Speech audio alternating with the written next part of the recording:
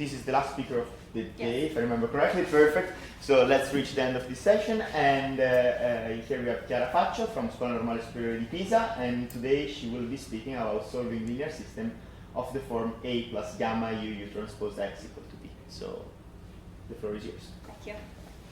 Good afternoon. Today I will talk about the iterative solution of a large linear system of this form. Such a linear system arises frequently in different application areas, and in this talk I propose a preconditioning approach based on an alternating splitting combined with the use of the Sherman-Morrison-Woodbury formula.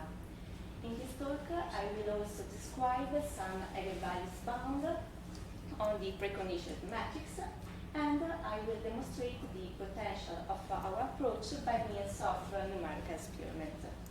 This talk is based on this paper, and it is a joint work with my supervisor, Professor Michele Penzi.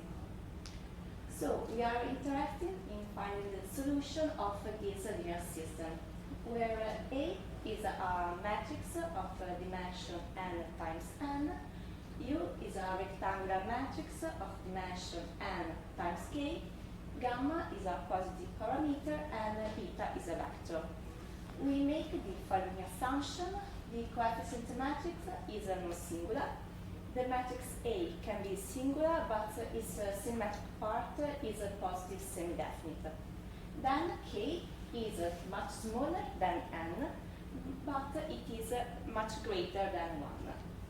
In general, the matrix A is sparse, and it has a structure. For example, A is a block diagonal, or it's a triplet matrix, while U in general is a dense matrix. So in general, we do not want to form this matrix explicitly. Such a linear system arises frequently in scientific computing, for example, in the solution of the augmented Lagrangian formulation for saddle point problems, in the solution of reduced KKT system in constrained optimization, in the solution of sparse dense least square problems, in the solution of PDEs modeling almost incompressible materials, and in the numerical solution of PDEs with non-local boundary condition. And in our work, we studied in detail the first three application areas, and so I will describe these three examples. The first one is related to the augmented Lagrangian formulation. We consider a saddle point problem where the coefficient matrix is a block matrix with form A B transpose B 0. Such a system arises from the finite element discretization of a system of PDEs, for example, the disk equation or the Euclidean problem, which is obtained from the Navier-Stokes equation via Picard linearization. A powerful approach to solve this type of problem is based on the augmented Lagrangian formulation. So the idea is to replace this saddle point problem with an equivalent saddle point problem with this form, where we note that the block 1, 1 is replaced by the matrix A plus gamma B transpose W minus 1 B, and the element F is replaced by F plus gamma B transpose W minus 1 G, where gamma is a positive parameter and W is usually a diagonal and positive definite matrix. To solve this problem, we can use a Taylor subspace method with preconditioner. And a typical preconditioner is a block diagonal preconditioner, where we note that in the block 1, 1, we have the matrix A plus gamma B transpose W minus 1 B. The convergence of the preconditioned iteration is very fast, and it is independent on parameters. For example, the mesh size, or in the case of the using problem, the viscosity parameter. And in practice, this precondition is applied inexactly within the flexible GMRS. We can note that since W usually is a diagonal matrix, The only difficult in applying the preconditioner is the solution of a linear system associated with the 1-1 block. And so a linear system with a coefficient matrix is a matrix. We can note that it is a linear system of form 1, where with form 1 I means our initial problem, and problem of form 1 with matrix U equal to B transpose W minus 1 alpha. In general, in this kind of problem, the matrix A is sparse and block diagonal. And so, depending on the discretization, the system is ill-conditioned. So, in general, we do not want to form this matrix explicitly. And so, they need to develop an efficient iterative solver. Another example is the KKT system in constrained optimization. We consider the solution of a constraint minimization problem by the interior point method. We obtain this linear system where the matrix H is a symmetric matrix and it is the Hance of the objective function. The matrix C is the Jacobian of the constraint, and Z, capital Z and capital lambda are diagonal and positive matrix, and they are associated with these Slack variables and with the Lagrange multiplier. Using the last block equation, we can compute easily the variable delta Z. In fact, we obtain this formula and replace this variable into the second block equation. We obtain this reduced system. Again, consider the last block equation. We can compute delta lambda, and then substitute delta lambda in the first block equation. We obtain this completely reduced system. Again, we can note that it is a problem of form 1, where A is equal to the matrix H, U is equal to C transpose Z minus 1 lambda to the power of 1 alpha, and in this case the parameter gamma is equal to 1. In this kind of problem, the matrix A, so H, is symmetric, usually is positive definite, it's sparse, and it has structures. And so again, we do not want to form this matrix explicitly. Then, in this case, since H is symmetric, we have that our coefficient matrix is symmetric. And so we would like to use a preconditional conic gradient method or a Krylov method with a suitable preconditioner. Another example where we found a problem of type 1 is a least square problem. We consider a least square problem where we assume that the matrix B has this block structure, where the block, we assume that the block B1 is sparse, and the block B2 is dense. We know that the least square problem is equivalent to the system of normal equation B transpose Bx equal to B transpose C. And again, we observe that it is a problem of form 1, where the matrix A is equal to B1 transpose B1, U is equal to B2 transpose, and gamma is equal to 1. And again, in our experiment, we do not want to form this matrix explicitly. So now we return to our initial problem, and I describe our idea. Firstly, I will describe a stationary iterative method, and then I will describe a more practical preconditioner based on this solver. We assume that our coefficient matrix is non-singular, and that A, or its symmetric part, is positive semidefinite.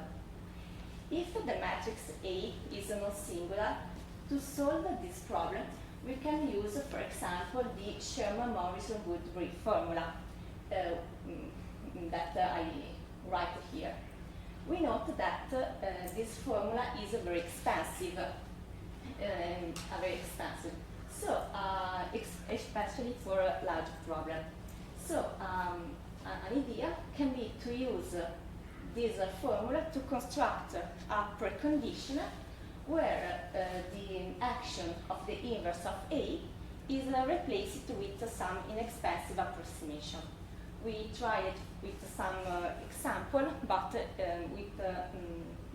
didn't obtain a good result.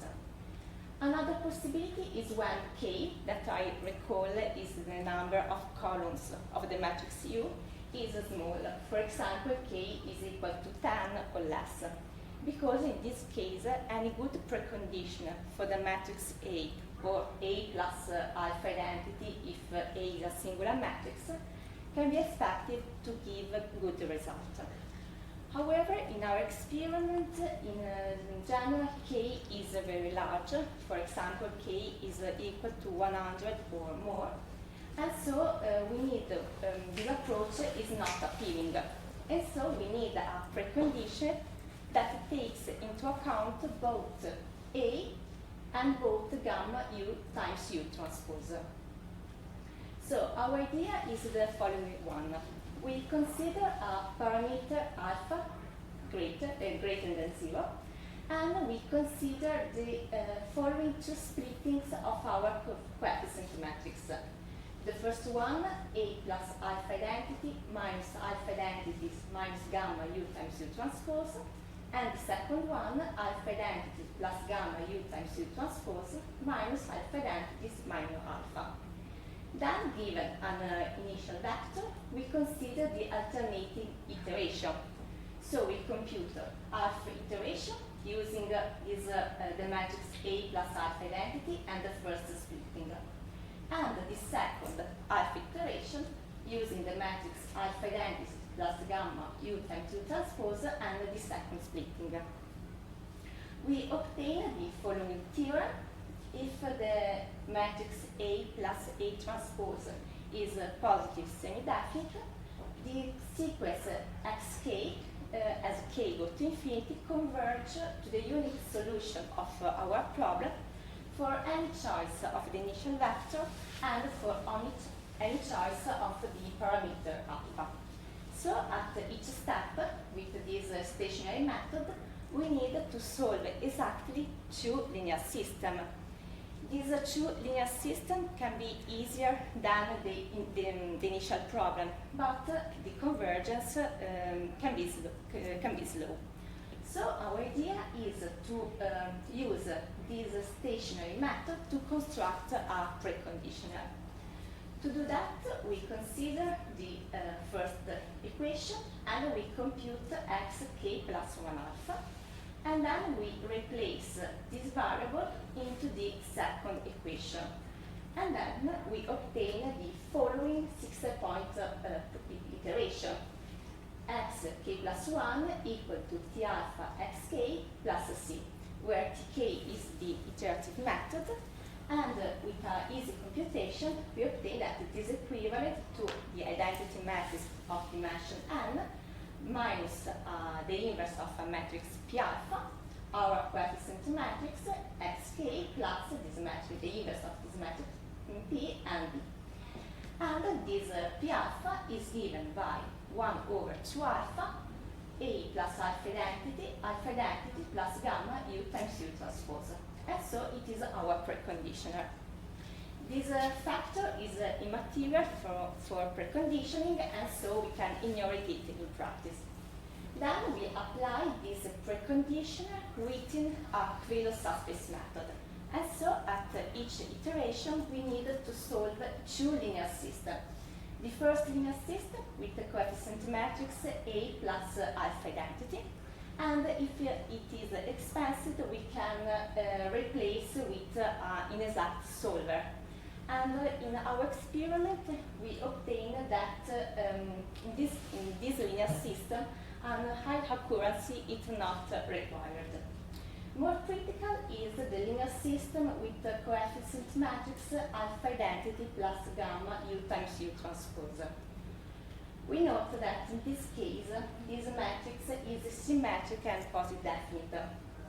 And to compute its inverse, we can use again the Sherman-Morrison-Woodbury formula. And we can note that the main cost is the solution at each step of a k times k linear system with this matrix, which can be performed by a Cholesky factorization. However, this linear system can be solved exactly with a high accuracy, because if we introduce an arrow with this term, then this arrow is amplified by the factor gamma over alpha. And so the amplification can be very large if the parameter gamma is large or if alpha is very small. Then we propose also some variants of our preconditioner. For example, if the matrix A is non-singular and the linear system with A are not too difficult to solve, we can consider this preconditioner. We note that in this case the previous theorem about the convergence of the stationary method is not true in general.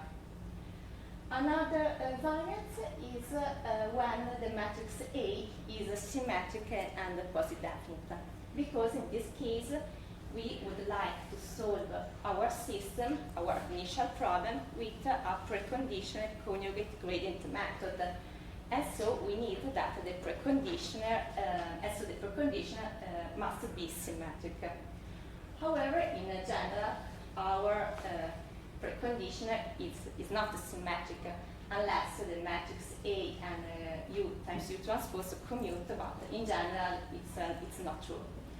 So we consider a symmetric version of our preconditioner. For example, we can consider this one, where the matrix L is the Cholesky or the incomplete Cholesky factor of the matrix A plus alpha identity, or of A itself is if A is symmetric and posidefinite. And again, the previous theorem is not true in general. In some cases, the performance of our approach can be improved if the initial coefficient matrix A gamma is diagonally scaling, so that it has a diagonal unit before to construct the preconditioner. So to do that, we consider D, which is the diagonal of our matrix, and we can note that it can be easily computed. In fact, the entry II of the matrix D is equal to the entry II of the matrix A plus gamma times the norm 2 squared of the I entry of the I row of the matrix U. So we apply this compute diagonal scaling of our matrix, and then we construct the preconditioner. And it can easily prove that it is mathematically equivalent to using this modified preconditioner on our original problem. And clearly, different symmetric and posidefinite matrices can be used for the matrix D. In our experiment, we consider only the diagonal of the original problem, but other matrices, symmetric and posidefinite, can be considered. Then we study the spectrum of our preconditioned matrix. We note that since the stationary iterative method is converged, we note that the eigenvalues of the preconditioned matrix be inside the disk of center 1, 0 and radius 1. Without loss of generality, we can assume that the norm 2 of A and the norm 2 of U is equal to 1. We obtain the following theorem if the matrix A is such that its symmetric part is positive definite, and lambda x is a real eigenpair of the preconditioned matrix with norm 2 of x equal to 1, then 2 is an upper bound for lambda, and mu is a lower bound, where mu is equal to alpha, the minimum eigenvalue of the symmetric part, over divided by 1 plus alpha times alpha plus gamma. Again, if mu x is an eigenpair of A and x is in the kernel of U transpose, then x is an eigenvector of the preconditioned matrix, and the associated eigenvalue has this form, and we note that it is independent of the parameter gamma. We can make the following assumptions. First of all, we can note that mu go to 0 as alpha go to 0 and gamma go to infinity. Then this lower bound can be maximized by taking alpha equal to the square root of gamma. And again, mu is a lower bound only for the real eigenvalues of the preconditioned matrix. And so it is a lower bound for the real part of the eigenvalues. However, in our experiment, when A is symmetric and positive definite, we found that the eigenvalues with minimum real part is in fact a real eigenvalues. And so this mu is a real lower bound for the eigenvalues. But it is not true in general. We found that is in our experiment, but it's not true in general. Then, also from the previous theorem, we can obtain other bounds. For example, if A is symmetric and positive definite, then we can obtain this lower bound for the real part of the eigenvalues. And for our experiment, we found that the previous lower bound mu is more accurate than this one. And if A is singular and lambda x is an eigenpair with x in the kernel of A transpose, then the associated value lambda has this form, and we note that it is independent of A. We note that this result assumes that the precondition is applied exactly, but often, which is often not the case in practice, because when we apply the precondition, we apply it in exactly way. And also the eigenvalues law may not be descriptive of the convergence of a Aquilon subspace method, for example, the generals. We obtain also some bounds on the eigenvalues in the case of the symmetric version of our precondition. In this case, the eigenvalues of the preconditional matrix are all real and in this interval. We can observe from these bounds that we can obtain an height condition number for our preconditioned matrix if the matrix A is ill-conditioned, if the parameter alpha is very small, or if the parameter gamma is very large. On the other hand, we note that estimate the rate of convergence of the preconditioned conjugate gradient method using the condition number can be very pessimistic. So these bounds give us an idea, but they are not give a total information. Here we present a table about the quality of the bounds. Here we consider a linear system arising from the Stokes problem with uniform mesh and the Q2, Q1 discretization of a three-line cavity problem. Here we consider different values of gamma and different values of alpha. And in both phases, the value alpha equal to the square root of gamma. And we note that with this choice, with the lower bound is maximized. We can note that the difference between the lower bound and the minimum real part of the eigenvalues is about 1 order of magnitude.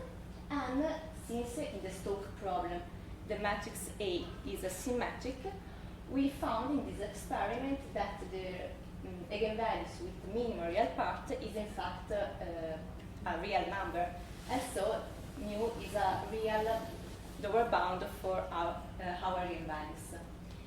Here I report the maximum of the real part of the eigenvalues, and we note that they are all less of 2. Here I present the result with of a preconditioned normal equation from the sparse density square problem. In this case, I recall that the parameter gamma is equal to 1. And again, the lower bound in this case. And we note that in this case, the lower bound is a greater respect to the previous experiment. And again, the maximum real part of the eigenvalues is less of 2. Now I present the result that we obtained from the linear system using our preconditioning approach. Here we consider the problem from the incompressible fluids mechanics. I recall that we needed to solve a problem of this type, which are associated with the Stokes or the Ozeen problems. The matrices arise from a Q2, Q1 discretization of the driven cavity problem, and the matrices of the problem are obtained using the IFIS toolbox of MATLAB. In our experiment, we use a right precondition at the GMRS with a restart equal to 20, and we use the inexact preconditioner. So we replace the matrix A plus alpha identity with this matrix May alpha, where May alpha is M alpha, is the incomplete Cholesky factorization of the matrix A plus alpha identity, or in the case of the Ozeen problem, since the matrix A is non-symmetric, we use the incomplete LU factorization. On the other hand, this factor is inverted exactly using the Sherman-Morrison-Woodbury formula with a sparse Cholesky factorization of the K times K system, this one. It's important to note that in the solution of the Navier-Stokes equation by Picard linearization, the matrices B and W are in the Ozeen problem are constants, while the matrix A change at each Picard step. So, during the solution process, we need to compute this matrix only once. Instead, at each step, we need to compute this matrix, but it is the computation is inexpensive. Here I report the number of iterations for the linear system arising from the 2D Stokes problem. I consider two different mesh size and different values of the parameter gamma. And I report the number of iterations versus the parameter alpha. We can note that in both the mesh, the optimal alpha is very small, and also we can observe that the number of iterations is almost insensitive to the gamma parameter. And when the values of alpha increases, we can note that the number of iterations slightly increases. And when we refine the mesh, the number of iterations increases. In this mesh, in this problem, we apply a symmetrical diagonal scaling before to constructing the preconditioner. In the case of the 2D Ozeen problem, we obtain the behavior is a bit different. Again, we obtain a small alpha, a small optimal alpha, but in this case we can see that the number of iterations is sensitive to the gamma parameter. In particular, we can see that when gamma increases, and so the problem became equal more difficult, the number of iterations decreases. This is probably due to the fact that when gamma increases, this term dominates. And so when we apply our preconditioner, we inverted this factor exactly. And so we obtain a very good preconditioner, and so we have a very fast convergence. Another strange behavior is that when the mesh is refined, and so the problem is more difficult, the number of iterations decreases. And it is welcome in view of the fact that the augmented Lagrange formulation is effective in the case of the Osin problem, in the case of a difficult Osin problem. And so when, for example, the viscosity is very small. In fact, I don't report the plot, but we found that when the viscosity decreases, for example, is about 0.001, we obtain that again the number of iterations decreases. And so now we are trying to study this phenomenon. Here I report the number of iterations and the timings for the Osin problem with gamma equal to 100, alpha equal to 0.0135, and the viscosity equal to 0.01. Here, for completeness, we consider also the result obtained using the preconditioner M alpha, where I recall that M alpha is the incomplete LU factorization of the matrix A plus alpha identity. We consider different mesh size, and we can note, first of all, that with our inexact preconditioner, we obtain the fast convergence. So it's important to consider in the preconditioner also the term gamma U times U transpose. And how I said before, we can note that when the mesh is refined, the number of iterations decrease. I report also the M time and the P time, which are the times for constructing the M alpha preconditioner and the P alpha preconditioner, and the times are in seconds. We can note that the P time is higher than the M time because when we construct the P time, we need to apply the Sherman-Morrison-Woodbury formula and to construct a Cholesky factorization of a k times k matrix. However, if we consider the solution time, we can note that with our preconditioner it dominates, and so it demonstrates the potential of our preconditioner. Here I present the result with a linear system of this time.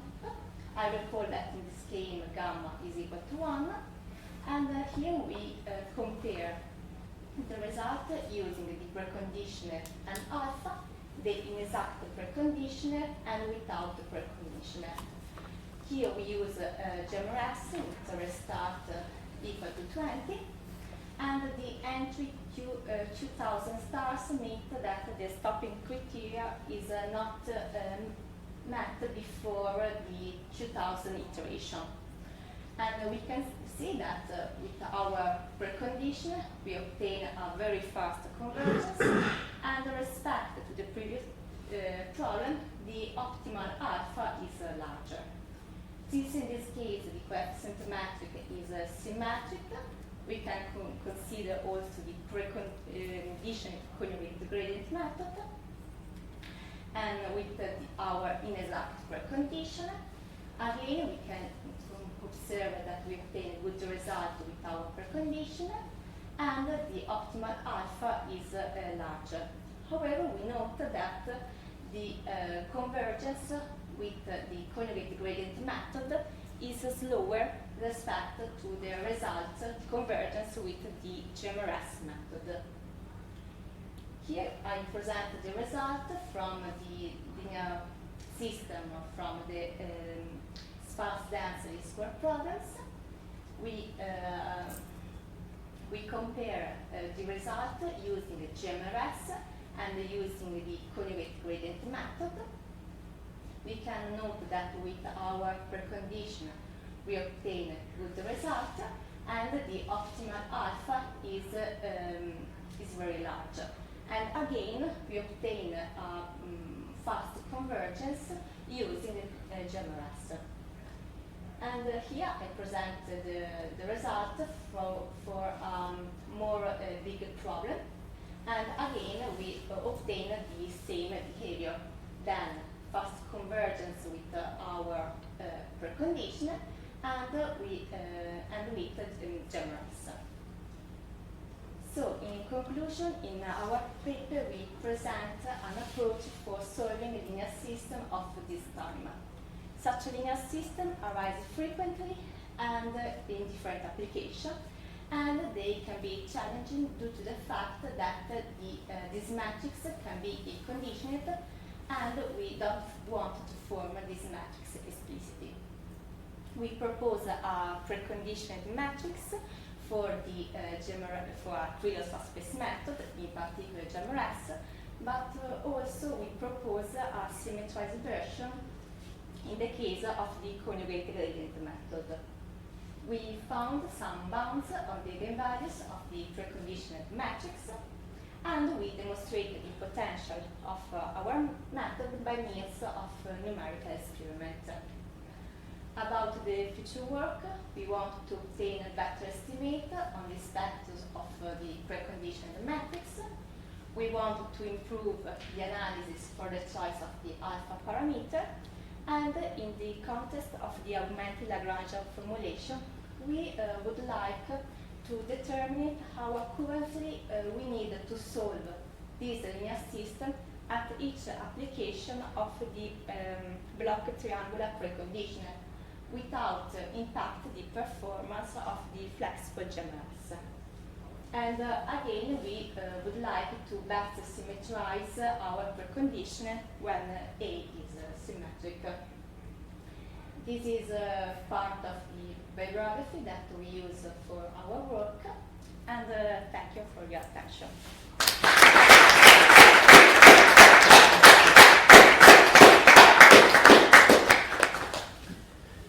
Okay, so is there any question from the audience? No, from the speaker, sorry. So in the case gamma positive, this assumption is to avoid the potential. The assumption that gamma is positive is to avoid problematic cases. If you take gamma negative, that would make it similar or something like this. I impose that this is something that is positive. Because, for example, in the augmented Lagrangian formulation, gamma is usually positive. And so since, for example, our linear system arising from the augmented Lagrangian formulation, we note that the gamma is positive. But we could relax this assumption? I don't know.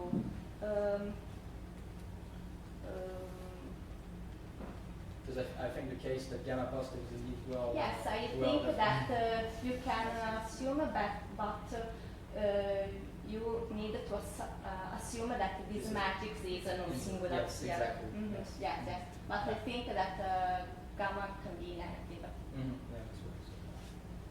Okay, and I have a second question also about the numerical results you presented. So you had this n alpha, which was just the incomplete Cholesky.